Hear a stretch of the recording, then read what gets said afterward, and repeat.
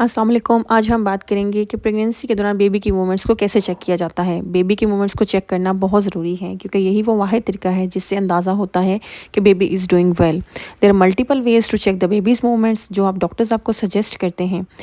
वैसे बेबी की movements around 4 to 5th month of the pregnancy में परसीव होना शुरू हो जाती हैं। जिन औरतों की फ़र्स्ट प्रेगनेंसी होती है उनको ये मूवमेंट्स मोस्टली 5th मंथ के बाद यानी 20 वीक्स के अराउंड परसीव होना शुरू हो जाती है। और जिन वुमेन की सेकंड थर्ड या इससे ज़्यादा प्रेगनेंसीज होती हैं उन ख़वातीन को जल्दी बच्चे की हरकत महसूस होना शुरू हो जाती है जो कि around 4th month of the pregnancy में होती है। इनिशियली ये जो मोमेंट्स अर्ली प्रेगनेंसी में महसूस होती हैं ये बहुत हल्की फुल्की सी होती है, माइल्ड होती हैं, जैसे बबल पॉप अप होता है या बटरफ्लाई के विंग्स फ्लैप करते हैं या कुछ ख़वातीन को हल्की सी गैस के फॉर्म में या गुदगुदी ग्रेजुअली जैसे बेबी की ग्रोथ होती है इसके साथ मसल डेवलप होते हैं, साथ में मसल्स में टोन डेवलप होती है तो बेबी की मूवमेंट्स बहुत विगरस और स्ट्रॉन्ग हो जाती हैं। Around 7th month of the pregnancy यानी 28 वीक्स के अराउंड बेबी की मूवमेंट्स अच्छी महसूस होना शुरू हो जाती हैं। इसलिए हम ख़वातीन को गाइड करते हैं 7 मंथ से ऑनवर्ड वो अपनी बेबी की मूवमेंट्स का काउंट रखना शुरू करें। बेबी की मूवमेंट्स हम कैसे चेक कर सकते हैं, इसके 2 तरीके हैं। पहला तरीका तो ये है कि डेली फीटल मूवमेंट्स काउंट करें, जिसमें हम ख़वातीन को गाइड करते हैं कि दिन में 3 दफ़ा सुबह दोपहर शाम खाने के बाद अपने रूम में जाएं और बाएं हाथ की करवट पर लेटें और अपनी बैली पे हाथ रख के बेबी की मूवमेंट्स को काउंट करें। अगर उनको 1 घंटे के दौरान 4 से 5 दफ़ा बच्चे की हरकत महसूस होती है तो it means there baby is doing good. दूसरा तरीका ये है जिसको हम कार्डियक काउंट टू 10 कहते हैं, जिसमें ख़वातीन को गाइड करते हैं कि सुबह उठ के और पूरे दिन के दौरान अपने बच्चे की हरकत महसूस करें। जब उनको 10 दफ़ा बच्चे की हरकत महसूस हो जाए तो वो काउंट करना छोड़ दें। It means baby is doing good. यहाँ जो कॉमन क्वेश्चन है वो ये है कि जिन ख़वातीन को बेबी की मूवमेंट्स ठीक महसूस नहीं होती हैं या कम महसूस होती हैं तो उनको क्या करना चाहिए।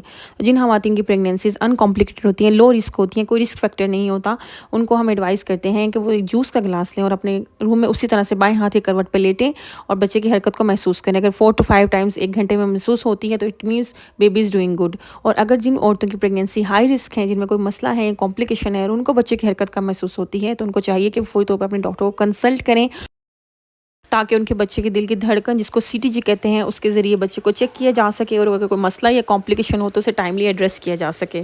कुछ ख़वातीन क्वेश्चन करती हैं कि उनको बच्चे की हरकत नीचे की तरफ महसूस होती है तो क्या ये ठीक है, ये कोई मसले वाली बात तो नहीं। जो जी ये बिल्कुल ठीक है, क्योंकि स्टार्ट ऑफ द प्रेगनेंसी में बेबी नीचे की तरफ होता है तो उसकी हरकत ज़्यादा नीचे की तरफ महसूस होती है। जैसे जैसे प्रेगनेंसी ग्रो करती है बेबी की ग्रोथ के साथ उसकी मूवमेंट्स ऊपर वाले हिस्से में भी महसूस होना शुरू हो जाती हैं।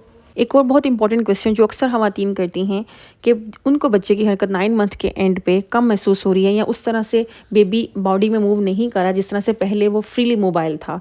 तो इसकी रीज़न ये है कि बच्चे की ग्रोथ के साथ साथ यूट्रस के अंदर स्पेस कम हो जाती है। इसके अलावा बच्चे का हेड भी फिक्स हो जाता है तो बेबी की मूवमेंट्स रिस्ट्रिक्ट हो जाती है। ये भी परेशानी की बात नहीं क्योंकि बच्चे की मूवमेंट्स का काउंट या नंबर मैटर करता है कि 1 घंटे में कितनी हरकत महसूस हो रही है। बेबी की मूवमेंट्स का काउंट रखना बहुत ज़रूरी है।